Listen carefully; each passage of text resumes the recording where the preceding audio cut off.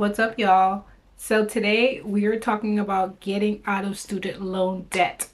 This one is for all my healthcare and allied healthcare providers, especially if you are a social worker like me, or you are a nurse, a doctor, you are working in the healthcare field. I want to put you on game. I want to educate you about a lot of these programs that are out here to help us alleviate our student loan debt. The only sort of contingency around there is that you do have to give some service. But you got to think about this. Would you rather, you know, give 2 years of service, get paid a full-time salary, and also get your student loans paid? Right? That sounds like a good idea to me. That sounds like a good plan. I mean, that's what I did. That's how I eliminated all my student loan debt. So I want to talk to you today about that. So the first program that I want to talk about is HRSA, the Health Resources Services Administration. It's a government entity and they have lots of programs for healthcare providers, particularly people like us. And so the program that I want to talk about in particular today is the program through the BHW, the Bureau of Health Workforce. So essentially they have this program that's designed for healthcare providers to go into either a rural area or an area that's been heavily impacted and has really high needs. And if you go on the website, which I'll drop right here, you basically go and they'll help you determine the basic area that you may have in mind and let you know what clinics or what facilities they have in that area that qualify. So essentially the government scores this particular facility or healthcare facility from a score anywhere from 0 to 18. And so if you're anywhere from the 0 to 16 or 15 mark, I think that wouldn't qualify for you to get that student loan forgiveness. So you want to look for the facilities that are getting that score of 16 and above. And again, you can check on the website and it'll help you determine what facility that are near you that have the score and would qualify for that student loan forgiveness. So once you've done that, you've done your due diligence and you've done your research, the next step is to get hired by the facility, right? So you may get hired, you may get admission into the program. And I forgot to mention this, but you actually do have to apply into the HRSA program, right? So you have to put in an application and they have various application cycles. I don't want to misquote you, but check out the website. Again, they have all the information there. So you want to apply into the HRSA program, one. And then step two, you want to apply into the particular facility that you're looking at, right? You've already determined that this facility, it has a score that meets the qualification. It's a high needs area or it's a rural health area. And so they meet the qualifications. You want to make sure you get hired by them. And so usually, here's a tidbit. These centers know they have a lot of need, and so they typically want us and they need us, dare I say. And so it is to your advantage to just reach out, give them a call and say, hey, are you looking for a nurse? Are you looking for a social worker? Like, can I apply online? And more times than not, they are waiting for you to come in and get some work done for them. So start there. So once you're in, you then have to wait some time until your disbursement check is provided to you through HRSA. So HRSA will distribute the check up front. That's right. So before you kind of take any steps in terms of like going forward with the program, you're going to have to determine how many years of service you want to give. So essentially for the general like medical mental health programs, they have like 2 years, $50,000. I think it's 3 years, $75,000. And then 4 years, I think you can get up to like $80,000 to $100,000. That's a lot of money, y'all. And that's on top of your salary. So yeah, think about that. Let that process. So the other caveat to that is that if you are in the substance abuse work, right? So perhaps you're a nurse that wants to work in substance abuse, methadone clinics, things like that. You make even more money, believe it or not.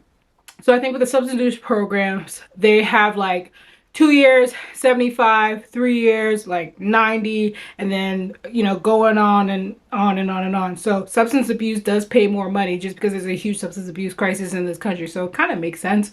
But either way, you have to decide which program is going to work for you. So in my case, I did the 2-year mental health medical program where I was the behavioral health liaison at a outpatient community mental health center. So that's what I did. I got my 2 years of service. And so once I got into the once HRSA approved me for being in the program and I got hired by the facility, HRSA then I think I got accepted around May or April.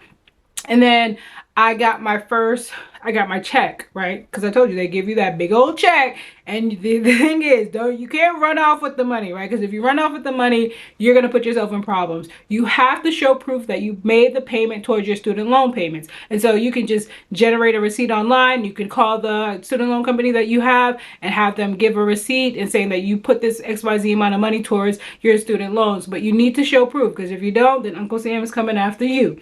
And they will tack on some interest with that.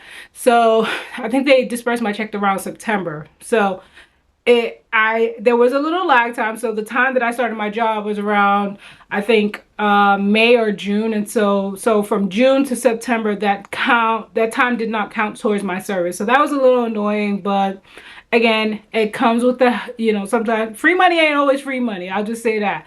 So I started in September, I got my check in September. And so that's when my time clock began, right? That's when my 2 years of service began. That was the time that I was counting on forward. So I literally, you work like you would normally work, right? You work 40 hours a week, because that's what the program that I signed up for. And, you can take your PTO, but you want to be mindful of your PTO, because there is a certain amount of PTO that you can take by guidelines of the program, right? So I think it's up to 13 days. And if anything is over that, you will have to start adding days onto your 2-year time frame, right? So for example, if you started September 9th, 2020, and your expected completion date is September 9th, 2022, if you've missed more than 13 days, you will likely have to add more additional days of service on the back end. So perhaps you missed 3 days, right? So that now September 9th has now turned into September 12th. Does that make sense? Perfect. So just keep that in mind, but I wouldn't let that necessarily deter you from living your life, enjoying your, taking vacations, taking PTOs, because we all deserve a healthy work-life balance, and we all deserve to have time off from work. It can't just go hard for 2 years, in my opinion. I did it and I was able to get through it. So you want to make sure you get your time, make sure you want to document everything. And so the HRSA platform, once you're admitted into the program, HRSA and BHW will have you create a login into their system, and essentially every quarter that your HR person will have to verify that you are still employed there and that you have completed XYZ amount of hours, and that you haven't taken, if you have taken time off, you want to just document that. And so every quarter you'll receive an alert in your email to complete that, and your HR person completes their part. And then you set it, forget it, and you just keep on going. So in my opinion, was it worth it? Absolutely. I would have been working anyways. Why not work, earn a salary, and get my student loans paid off? That's the way that I looked at it. Some people I know, especially people who are traveling social workers, traveling nurses, they feel like they can make a lot more money out in the traveling world, which you absolutely can, and they can just pay it that way. That's a great idea, or a great way to kind of look at it. It all depends on who you are and what you're looking for. I knew I wanted to come back to Atlanta, and I wanted to be home. Sometimes traveling gets lonely. You miss home, and I just wanted to be closer to I just wanted to be home. I wanted to be closer to my family, my friends. And so I came back from the road. I was so grateful. My friend put me onto this HRSA program, and that's why I'm giving you the scoop, because somebody was so gracious enough to give me the education and give me the knowledge that I needed to find out about this program and get my student loan paid off. So now it's one less thing that I have to worry about.